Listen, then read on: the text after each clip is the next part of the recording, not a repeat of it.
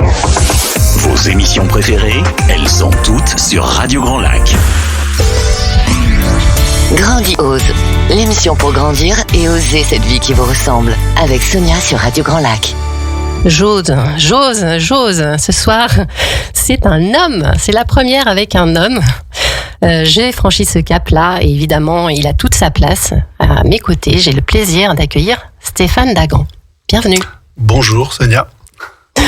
Et on va parler d'un thème qui peut paraître surprenant ou en tout cas qui peut-être au premier abord va pas être forcément compréhensible. C'est le bien-être électromagnétique.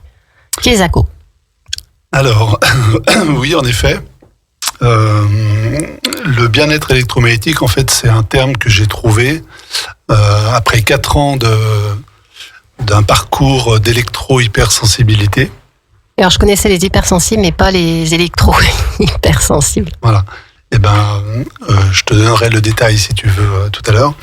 Et donc, de ce parcours d'électro-hypersensibilité, je suis arrivé à certaines conclusions et qu'en fait la santé est le fruit d'un équilibre électromagnétique. Et ça veut dire quoi l'électromagnétique? Alors, si tu devais te définir. Électromagnétique, si tu veux, c'est le mariage d'un champ électrique et d'un champ magnétique. Donc dans l'univers, sur la Terre, tout fonctionne par champ électromagnétique et c'est pour ça que les planètes ne se rendent pas dedans, par exemple. Tout est bien organisé. Et c'est pareil pour le corps humain. Ok. Et voilà. Qu'est-ce qui a fait, toi, que tu t'es intéressé autant à ce sujet-là? Tout simplement parce qu'un matin, je me suis levé le 18 février 2020 et j'ai pris mon café, je me suis posé sur mon bureau et là, j'ai eu une paralysie faciale côté droit. Et c'est pas si vieux, hein, 2020. Ouais, c'est 4 ans. Il y a 4 ans. Et de là, j'ai fait un parcours d'1 an et demi, on va appeler ça un burn-out électromagnétique, où je ne savais pas ce qui m'arrivait, mais bon, j'ai perdu beaucoup de poids, j'ai subi tous les symptômes d'un fort burn-out, à plus pouvoir marcher plus de 100 mètres, mettre des boules caisses pour ne pas entendre le frigo, plus pouvoir téléphoner, regarder un écran, des douleurs musculaires. Mais à ce moment-là, tu t'es pas dit, tiens, j'ai fait un mini AVC ou... Alors le jour même, j'ai appelé le SAMU et ils m'ont dit que c'était pas un AVC, que c'était une paralysie faciale affrigorée ou de Bell. Oui. Voilà. Alors du coup, ils entendaient quoi derrière ça, eux? En gros, la paralysie d'affrigorée ou de Bell, c'est viral. Voilà, c'est souvent de l'herpès. Ok. Voilà. La question aujourd'hui, parce que moi je suis toujours dans mes recherches maintenant, c'est de savoir pourquoi cet herpès se réveille à ce moment-là. Mais mon instinct personnel, mes recherches personnelles me font penser que c'est les champs électromagnétiques qui ont réveillé tout ça. Donc c'est parti de là. Ouais. Parti de là, tu t'es fié à ce qu'on t'a dit, mais aussi tu t'es dit, mais j'ai envie de creuser moi-même ce sujet, en fait. Comprendre. Alors, ce jour-là, on m'a strictement rien dit. Oui, on t'a simplement tenu ses propos. Paralysie faciale, j'ai fait 2 mois de rééducation. 2 mois après, j'ai retrouvé à peu près mon visage et un médecin généraliste m'a dit d'aller passer un IRM. Et à l'IRM d'Annemasse, où j'étais, quand je me suis installé dans la machine, j'ai pas pu rester. Bon, c'est pas mon genre, je suis pas quelqu'un qui va sortir comme ça d'une machine pour rien. J'ai pas pu rester à l'intérieur parce que j'avais une pression sanguine et une angoisse qui était beaucoup trop forte. Et de ce soir-là, par contre, là, j'ai commencé vraiment mon burn-out et ça a duré 1 an et demi. Voilà. Donc, je pense qu'à ce moment-là, mon système nerveux m'a lâché, en gros. D'accord, donc pas de lien avec ton métier, ton travail, comme on a plutôt l'habitude d'entendre le burn-out classique, entre guillemets. C'est avec le recul aujourd'hui que je peux donner ces explications, puisque pendant 1 an et demi, j'ai jamais su ce que j'avais. Je mets pour responsable les champs électromagnétiques, la pollution électromagnétique à 80% de mon burn-out.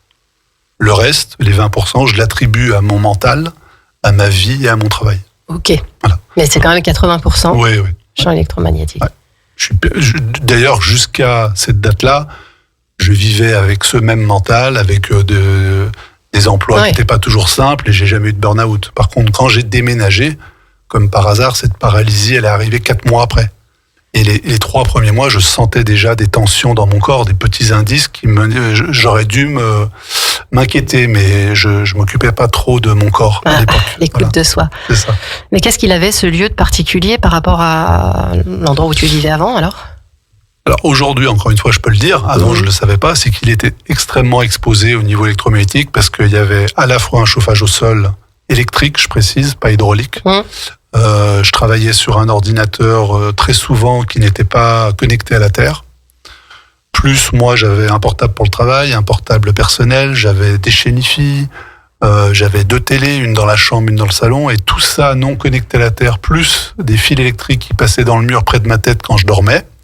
Ce qui fait que j'ai eu une surdose électromagnétique artificielle, et donc mon corps a saturé. J'entends connecté à la Terre. Est-ce que ça veut dire que déjà, c'est des choses à vérifier, toutes simples ? Oui, voilà. La base, c'est d'avoir des prises qui vont à la Terre. Mais c'est obligatoire aujourd'hui, non ? Oui, aujourd'hui, dans les nouvelles constructions. Voilà. Mais le problème, c'est qu'il y a encore plein d'immeubles des années passées. Il y a énormément de gens qui vivent sans ça. Et c'est pas parce qu'on a une prise de terre, si on branche un sèche-cheveux qui n'a que 2 broches, l'appareil ne met pas à la terre. Non, je sais pas ce que ça veut dire, 2 broches. 2 broches, la prise, elle a 2 tiges. Oui. 2 tiges. La prise de terre, elle a 2 tiges et un trou. Ouais. Bon, si vous avez une prise qui va à la terre, mais si la prise de votre appareil électrique n'a pas de terre, c'est comme si vous n'aviez pas de terre. Donc, le sèche-cheveux, il vous pollue énormément. Un petit clin d'œil à toutes les coiffeuses. Voilà. Oui, parce que c'est aussi quelque chose que j'imagine, maintenant, tu es hyper vigilant. Tu es hyper sensible, mais hyper vigilant à tout ton environnement. Pas seulement que chez toi, mais c'est à toutes tes antennes qui sont ouvertes pour regarder un petit peu les installations. Voilà, salon de coiffure, peut-être masseuse. Voilà, c'est ça. Bon, j'ai une petite histoire parce que je suis parti 2 ans et demi en camping-car pour me régénérer. C'était la seule solution que j'ai trouvée pour m'échapper, essayer de partir dans un endroit un peu plus sain, sans vraiment comprendre ce que j'avais. Et du coup, je me suis à la fois régénéré et à la fois j'ai compris des choses. Et pendant ce parcours, il fallait bien que je me fasse couper les cheveux. Et sur 9 coiffeuses dans mon parcours géographique, en parlant à chaque fois, j'avais le hasard, je pense pas que ce soit le fruit de statistiques, mais en tout cas, c'est quand même étonnant. Maintenant, aujourd'hui, je sais pourquoi. 7 avaient eu quand même des diagnostics de petite sclérose en plaques. Voilà. Il y a un lien alors ? Ouais, pour moi, oui. Ouais. Voilà. Après, il y a des gens qui ont écrit là-dessus. J'ai lu tout ça. Maintenant, je suis persuadé au fond de moi. Après, je peux pas vous l'expliquer là en 30 minutes. Oui, 30 minutes, effectivement. Le sujet est très très vaste et on va pas pouvoir tout aborder, mais on y viendra à la fin sur comment on peut en savoir plus grâce à ce que tu proposes. En tout cas, une question là qui me vient, c'est est-ce que tout le monde est électrosensible ? Alors oui. On est tous sujets à ça. Oui. Et puis c'est juste une histoire de bon sens. Il suffit de mettre ses doigts dans une prise pour le vérifier. Voilà. Donc, toutes les personnes sont électrosensibles. Ce que les gens ne savent pas, c'est que l'électricité dans laquelle on vit depuis notre enfance, en fait, on baigne dedans. Mais le corps, il a une résilience, une capacité à se réparer de tout et à supporter les choses qui est extraordinaire. Mais le problème, c'est qu'aujourd'hui, il y a de plus en plus d'appareils électriques. On sort moins, on est plus sur des écrans. En plus de ça, on a rajouté les ondes. Et il y a eu quand même une très forte pollution alimentaire. Voilà. Et donc, tout ça fait que les corps saturent. Et c'est pour ça que moi, je parle d'équilibre électromagnétique, parce que je me suis aperçu que la santé, c'est un équilibre entre les moins et les plus. Et donc, même, par exemple, quand on dit une pensée positive, on joue sur cet équilibre de moins et plus. Alors, la saturation, elle vient quand le déséquilibre, il a dépassé une certaine dose. Mais là, on est déjà tous, quelque part, certainement, en déséquilibre. Alors, des grades différents, voilà, c'est ça. On est tous en déséquilibre. Le corps, il se débrouille bien. Mais après, quand on commence à prendre de l'âge, il y a un moment, ça lâche. Et souvent, les burn-out, ils sont vers l'âge de 50 ans, quoi. Moi, aujourd'hui, avec le recul, j'ai bien vu, j'ai compris que pendant 30 ans, mon corps, il a résisté. Voilà. Parce que j'ai toujours travaillé sur des ordinateurs pendant 8 heures par jour. qui n'allait pas à la terre. Je n'ai vécu que dans des immeubles des années 70. J'ai jamais vécu dans du neuf, par exemple. Donc déjà, les personnes qui se retrouvent, qui sont peut-être dans des habitations anciennes, elles vont avoir besoin de vérifier cette histoire de prise à la terre. Voilà, par exemple. Mais c'est trop... on est tellement envahi par tout ça que ça se résume pas juste à un appartement des années 70. Globalement, aujourd'hui, c'est 100% des gens qui sont surexposés au niveau électromagnétique artificiel. Voilà. Donc, par exemple, j'ai fait des maisons, même de géobiologues, chez qui je suis allé, parce qu'ils étaient intéressés par mon côté des ondes artificielles, et eux, c'est plus les ondes naturelles à la base. Et j'ai vérifié chez eux, pensant qu'eux, ils avaient quand même quelque chose de bien. Et dans une maison neuve avec des prises à la terre, la personne avait 5 volts de tension induite. Alors ça, j'en parle parce que c'est important. C'est-à-dire que dès qu'on rentre dans une habitation, le 220 volts de l'habitation, nous, on en est imbibé. Et ça, les gens ne le savent pas. Quand on est dans la forêt, on a 0 volt dans le corps. Dès qu'on rentre dans une habitation, quelle qu'elle soit, s'il y a un système électrique, tout de suite, on a une valeur dans le corps. Et c'est celle-là contre laquelle le corps se bat en permanence. Et cette valeur, moi, pour vous donner un exemple, normalement, elle ne devrait pas dépasser 0,1 volt. Et moi, quand je travaillais sur mon ordinateur, j'étais à 145 volts. Donc, je ne suis pas tombé par hasard. Et le jour de ma paralysie, c'est comme par hasard quand je me pose devant cet ordinateur. Bon, et des cas comme ça, j'en ai des centaines. Ouais, c'est hallucinant. Ouais. Parce qu'on est effectivement dans une ère où on est de plus en plus avec toutes ces ondes. Alors, on en entend parler, bien sûr, de comment est-ce qu'on peut faire pour se préserver. Et là... Alors, justement, pourquoi j'ai mis autant de temps à commencer à en parler, parce que c'est tout neuf, c'est la première fois que je parle dans une radio, par exemple, c'est parce que j'avais besoin d'atteindre un certain stade de compréhension, d'être sûr de certaines choses. Bon, j'ai pas fini de chercher et de comprendre, parce que ça touche à l'origine et la compréhension de la vie, les champs électromagnétiques, mais j'en sais suffisamment pour savoir que c'est dommage que toute la population, aujourd'hui, elle se fait du mal avec quelque chose qu'on pourrait éviter. C'est-à-dire qu'on ne pourrait pas tomber à zéro. Mais admettons, les gens sont exposés à 80%. Moi, aujourd'hui, j'ai une façon de vivre qui m'expose à 10%. Et ça, tout le monde peut le faire.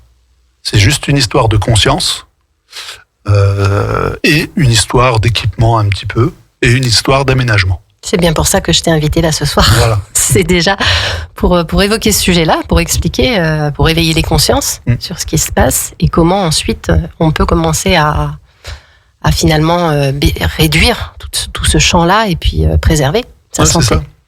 Parce que si vous voulez, c'est bon, on peut comprendre que manger du sucre, on sait que c'est pas bon. Si on en mange trop, on va avoir le diabète. Et pourtant, on en mange. Voilà. Mais ça procure un plaisir. Par contre, se faire traverser par du Wi-Fi, je vois pas le plaisir que ça procure. Donc c'est vraiment se faire du mal pour rien, puisqu'on peut trouver une autre solution que les ondes. Oui, alors tu dis se faire traverser par le Wi-Fi, je sais pas comment ça peut procurer du bien, mais quelque part, dit autrement, scroller sur son téléphone, si, parfois ça fait du bien parce que ça détend, parce que c'est amusant, parce qu'on a besoin de se changer les idées, et on voit pas le temps passer d'ailleurs, mais pour le coup, ça aussi, c'est lié à l'électromagnétique, si j'ai bien compris. Alors oui et non, ça devient compliqué. Mais il y a deux choses distinctes, c'est qu'il y a l'addiction digitale et il y a la pollution électromagnétique. C'est deux choses différentes. Voilà. Bon, moi, effectivement, avec mes ressentis qui sont assez poussés, j'ai pu constater que quand j'étais devant mon ordinateur, même propre, entre guillemets, j'ai une baisse de sérotonine. Voilà. Alors après, je vous laisserai aller vous renseigner. On n'aura pas le temps aujourd'hui d'expliquer tout ça. Et comme je suis moins bien devant mon ordinateur, je suis un ancien fumeur, je vais avoir envie de me lever au bout d'1 heure, 2 heures, je sais pas, fumer une cigarette ou manger du sucre. Oui, donc la sérotonine, pour expliquer, c'est pour moi, c'est ce qui est lié à l'addiction, en fait. Ouais, donc quand on se sent pas bien, effectivement, la sérotonine baisse, on va aller se tourner vers quelque chose qui nous redonne envie, qui nous fait plaisir, le plaisir immédiat, que ce soit cigarette, que ce soit peut-être un verre d'alcool, que ce soit peut-être faire du sport à extrémité, je sais pas, tout ce genre de choses. Donc, non, mais c'est intéressant aussi de pouvoir se poser la question. Tiens, quand je suis, est-ce que systématiquement, parce que j'imagine que toi tu as fait le lien comme ça, est-ce que systématiquement je vais aller fumer ma cigarette, par exemple, à chaque fois que je suis trop longtemps devant mon ordinateur? Ouais, bien sûr. On peut commencer à dire, ah, zut. Ouais, je pense que la sérotonine est vraiment une voie très intéressante pour tous les fumeurs. Ils devraient se renseigner. Oui, pas que la nicotine. La nicotine, non, moi qui ai essayé d'arrêter, au bout de 4-5 jours, c'est connu, on n'a plus de nicotine. Mais comment se fait-il qu'on reprenne au bout d'un mois, 2 mois, 2 ans ? Parce que y a quelque chose dans la cigarette qui crée un plaisir et qui, en particulier, je crois que c'est très fort par rapport à la sérotonine, qui est vraiment une substance d'addiction connue pour ça. Oui. Comme la dopamine est connue comme un plaisir rapide qu'on va avoir, par exemple, quand on va scroller. Donc ces champs électromagnétiques jouent là-dessus. Oui, voilà. En tout cas, ça fait partie de tes conclusions. J'ai pu constater que ça. Ouais.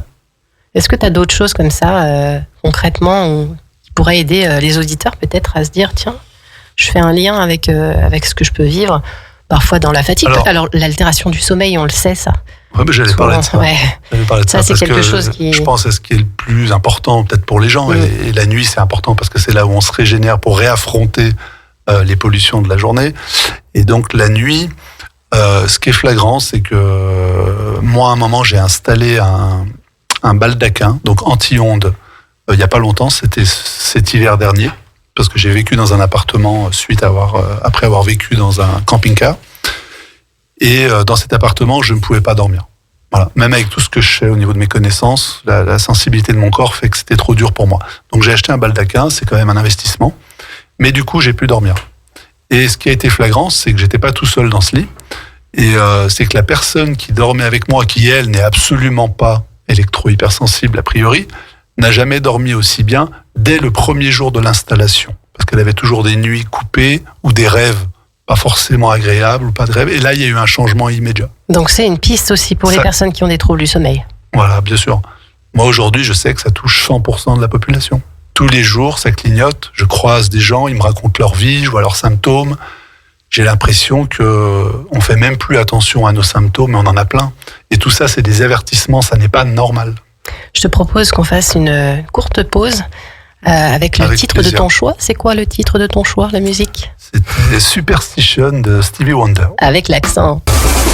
Au cœur de la vie locale, à Aix-les-Bains, Chambéry et autour du lac du Bourget. Radio Grand Lac. Grandiose, l'émission pour grandir et oser cette vie qui vous ressemble. Avec Sonia sur Radio Grand Lac. J'étais en train de dire à Stéphane, oh là là, j'ose pas imaginer, du coup, chez moi, avec mes enfants qui sont très connectés, on est tous très connectés à la maison, il y a beaucoup de branchements, beaucoup d'électricité. Et quelque part, il y a eu ce côté, ça m'a fait peur.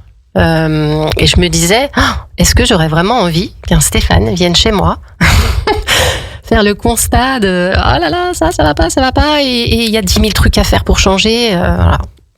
Qu'est-ce que tu dirais, toi, par rapport à ça ?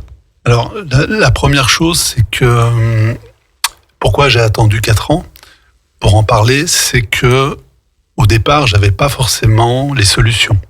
Donc, je ne voulais pas diffuser de l'information négative uniquement et puis repartir, même si c'est une réalité. J'ai attendu finalement de me rétablir parce que je vais beaucoup mieux qu'au départ. Et donc, les solutions que j'ai appliquées pour moi, en fait, elles fonctionnent pour tout le monde. Il n'y a pas besoin d'atteindre mon état pour s'en rendre compte. Donc aujourd'hui, les gens peuvent quand même agir, soit en prévention, soit en réparation par rapport à des symptômes. Toutes les solutions, elles existent. Bon, je fais pas de miracle, c'est-à-dire qu'en 10 minutes, je peux pas vous donner les solutions comme ça, mais il faut au moins prendre conscience, c'est-à-dire écouter. Donc écouter, c'est peut-être écouter d'abord peut-être juste une conférence, ça prend 2 heures, et franchement en 2 heures, là on a déjà bien avancé. Est-ce que pour revenir aux symptômes, est-ce que tu aurais d'autres exemples comme ça qui soient parlants pour que les personnes se disent punaise, potentiellement je me retrouve là-dedans, quoi? Ouais, il y en a plein. Les acouphènes, c'est dans toutes les études vraiment le plus connu des symptômes par rapport à la nocivité électromagnétique, c'est les acouphènes. Ça, c'est quand l'oreille, t'as toujours un petit bourdonnement. Ouais, c'est ça. Ça. C'est vraiment là, il n'y a pas photo, quoi. Bon, et aujourd'hui, quand vous allez chez le médecin, il vous dit bon bah c'est les acouphènes. On va pas faire, il y a rien à faire, en gros. Oui, alors en gros, c'est une dégradation et puis voilà, tu fais avec ça. quoi. Alors que c'est évident que en grande partie, c'est souvent à cause des champs électromagnétiques. Voilà. Mon propre père ne me croit pas. C'est auprès de lui que tu as besoin de faire la conférence. Voilà. C'est ça. Donc il y a des livres pour ça qui sont très intéressants. Je peux en citer un. C'est L'arc-en-ciel invisible. Voilà, vous lisez, c'est toute l'histoire de l'électrosensibilité par rapport au début de l'électricité tout court. Voilà. Et vous aurez des parallèles avec le diabète, qu'aujourd'hui, moi, j'ai constaté sur mon corps et que je vis encore, avec le cancer, avec plein d'autres choses. Et d'autres symptômes encore Oui, les symptômes, il y a les douleurs articulaires. Ok. La fatigue. Une fatigue chronique. Ouais, alors chronique ou même pas chronique. Moi, maintenant, aujourd'hui, j'ai fait le constat. Si vous travaillez sur un ordinateur, sur un poste de travail qui ne va pas à la terre pendant des heures, forcément, vous êtes beaucoup plus fatigué que si vous aviez travaillé sur un poste sain au niveau électromagnétique. Ça, c'est sûr. Et vous n'avez pas besoin d'être électro-hypersensible pour le constater, puisque moi, maintenant, je le sais, j'avais le même ordinateur à mon travail et chez moi, parce que c'est moi qui achetais les ordinateurs pour le travail. Et ça y est, maintenant j'ai compris la différence. J'étais moins content d'être au travail quelque part que chez moi, et pourtant j'avais un plaisir à m'installer à mon bureau du travail et moins chez moi. Aujourd'hui je sais parce que le mien je prenais 145 volts et l'autre je prenais pas tout ça parce qu'il était à la terre. Incroyable. Voilà, c'est des parallèles comme ça. Ouais, d'arriver à... c'est déjà, je pense que quand on entend ça, on va prêter un peu plus attention à tiens, qu'est-ce qui se passe quand je suis devant mon ordinateur par rapport à si je change de lieu, comment je me branche? Est-ce qu'il y a une différence entre chez soi, son domicile? L'autre fois, j'ai rappelé un ancien webmaster qui avait fait un site internet dans la boîte où je travaillais avant. Il me dit, moi, je suis pas électrosensible. Et en discutant tout seul, il me dit, par contre, ouais, j'ai remarqué que je n'utilisais plus mes écouteurs Bluetooth pour téléphoner toute la journée parce que le soir, j'avais mal à la tête ou un truc comme ça. Voilà, j'ai dit, tu vois, t'es électrosensible comme tout le monde. Alors, les jeunes, aujourd'hui, particulièrement, ils sont constamment avec les... c'est assez sérieux comme problème, parce que c'est directement au sein de la tête. Donc, je disais tout à l'heure que c'est à partir d'un certain âge où on commence à avoir les effets parce que le corps il fatigue, il n'arrive plus à se battre. Mais aujourd'hui, ce qu'on constate, c'est que même les jeunes, il y a plein de problèmes qui sont pas normaux pour cet âge-là. De l'autisme, des burn-out, du stress, des choses qui normalement ne devraient pas être là à cet âge-là. Bon, moi je suis pas un spécialiste, je suis pas médecin et ces choses-là, mais sérieusement, je pense que ça vaut le coup de protéger ses enfants. Et là aujourd'hui, toi tu considères qu'au niveau médical, il y a suffisamment de... C'est expliqué tout ça? On en parle dans la prévention de dire attention, toutes ces certaines maladies qui peuvent subvenir ou jaillir à cause des champs électromagnétiques. Alors, si vous allez vous renseigner sur des sites spécialisés, oui, vous allez trouver toutes les vérités, toutes les études. Et les études, il n'y en a pas 2, il y en a 36 000 dans le monde. Voilà. Donc, la plupart des études confirment tout ça. Par contre, c'est là où ça va être compliqué, c'est que le développement industriel et économique est basé sur l'électricité et les ondes.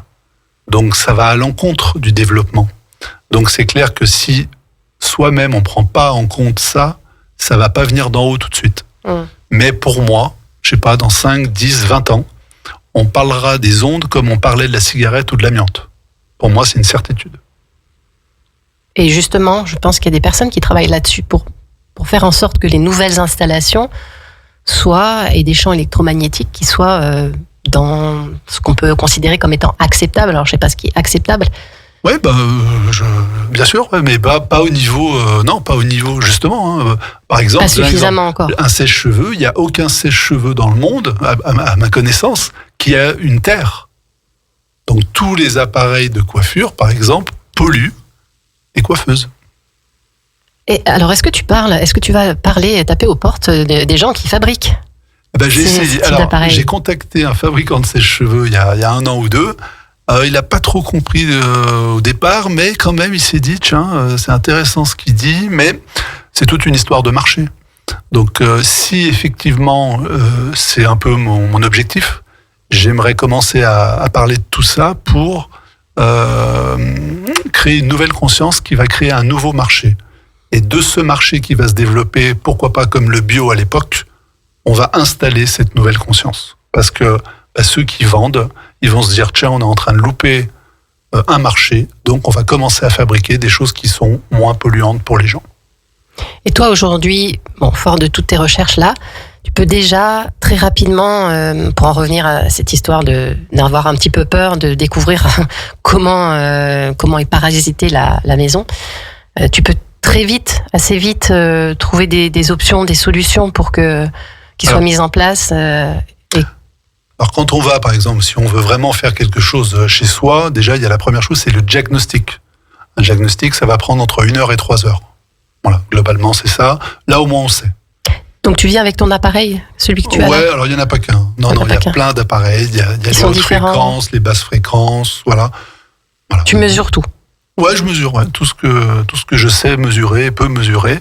Mais c'est surtout cette tension induite, donc la valeur de courant électrique artificiel qu'on a dans le corps dès qu'on est chez soi et surtout quand on dort. Ça, le but c'est de la faire descendre le plus bas, voire à 0, ce qui est possible. Avec ces fameux baldaquins dont tu parlais ? Ah non. Ça c'était pour les hautes fréquences, ça c'est pour les ondes. Non, avec différentes solutions qui peuvent être par exemple de couper une partie du courant la nuit. Voilà, mais ça se fait pas comme ça. Il faut vérifier. Il faut d'abord prendre les mesures pour voir si c'est nécessaire ou pas de couper le courant. Les gens, ils veulent laisser le frigo. Bon, il y a plein de choses à savoir. Après, on peut aussi installer des équipements qui permettent de ne pas couper le courant. Voilà, mais c'est déjà un investissement un peu plus important. En fait, c'est un diagnostic et c'est du sur-mesure derrière. Ouais, c'est par rapport aux contraintes et aux besoins des gens que tu vas aiguiller. Ça vous correspond plus. Exactement. Il y a des gens qui ont un budget, il y a des gens qui n'ont pas d'argent du tout. Dans les deux cas, moi, je veux apporter ces solutions-là et j'ai l'habitude. Moi, je suis un électro-hypersensible qui a un parcours difficile aujourd'hui. Je sais ce que c'est la précarité, on va dire, parce que on n'est pas reconnu par la sécurité sociale, on peut plus travailler. Donc ça fait 4 ans que je me débrouille tout seul, que heureusement j'avais un peu d'économie. Et c'est ces fameux handicaps invisibles. Ouais, d'une certaine façon. Hein. C'est ça. Et tant que c'est pas reconnu par l'établissement, de toute façon, ça sera comme ça. Après, j'ai aussi aidé pas mal d'électro-hypersensibles qui, eux, sont toujours dans la précarité, parce qu'ils sont dans la même situation. Donc, j'ai été habitué à faire avec des gens qui n'avaient pas beaucoup de budget. Donc, ma priorité, c'est de faire, on va dire, de nettoyer les surexpositions d'une façon la plus rentable possible. Voilà. Si après la personne est très consciente de tout ça et elle veut vivre dans un endroit, une paix électromagnétique, je sais le faire aussi. Voilà. Donc on peut y aller petit à petit. On prend conscience de ça. Ça commence par 2 heures d'écoute, par exemple, une conférence, et puis après, sur 1 an, on étale le processus. Voilà. Oui, après la conférence, on peut avoir envie de se dire, tiens, comment est mon environnement à moi, là où je vis tous les jours, et avec ce diagnostic. Et ensuite, quelles sont les possibilités, les options que tu proposes ? C'est ça. Et après, j'ai même mis en place des ateliers, parce que c'est une façon accessible d'acquérir les compétences. On peut participer à des ateliers, à chaque fois avec des thèmes. Par exemple, comment téléphoner sans s'abîmer. Rien que de ça, rien que de dépolluer un téléphone et savoir l'utiliser, c'est 2 heures. Ok, mais ça, j'allais y venir justement, parce que l'émission touche à sa fin déjà. Donc, ta recommandation, c'est d'assister à une de tes conférences ? Oui, pour l'instant, je dirais que c'est ce qu'il y a de mieux. Ou alors Est-ce que tu as une date ? Non. Pas encore. non, parce que c'est en train de se monter. Ouais, c'est tout récent. Là, je suis en train de communiquer, de me faire connaître simplement depuis quelques semaines. Donc, je cherche des salles, des associations, des gens qui seraient intéressés par tout ça. Et donc, ils peuvent me contacter avec plaisir. Déjà via la radio et puis voilà. Sur ta page Facebook, on te trouve comment ? À ton nom ou... Alors, Stéphane Dagan, coach électrosensible. On devrait le retenir. Voilà, et j'ai mon site internet, coachelectrosensible.fr. Et puis dessus, il y a mon numéro, il y a toutes les pages des réseaux et quelques informations. C'est chouette parce que du coup, il y a plein de formules. Il y a cette conférence pour aller beaucoup plus loin que ce que tu as partagé là ce soir. Et puis, tu peux intervenir en individuel, donc dans la maison avec ce diagnostic, mais il y a aussi ces ateliers avec des thématiques très précises. Et vous verrez, je sais plus, t'en as au moins une quinzaine d'ateliers, une quinzaine ou une vingtaine. Et en fonction de comment ça résonne pour chacun, c'est aussi intéressant d'aller participer à ces ateliers et apprendre soi-même comment je fais. En fait, rendre autonomes les personnes pour nettoyer leur téléphone s'ils sont accros au téléphone. C'est ça. Eh ben, merci beaucoup Stéphane pour ce moment. Merci à toi Sonia, merci à Grand Radio Lac. À Radio Grand Lac, Radio dans l'autre Grand sens. Lac. Pardon. Quant à nous, on se retrouve dans 15 jours et surtout restez parmi nous parce qu'à 18h15, c'est local et c'est bon avec Antoine. Belle soirée. Au revoir.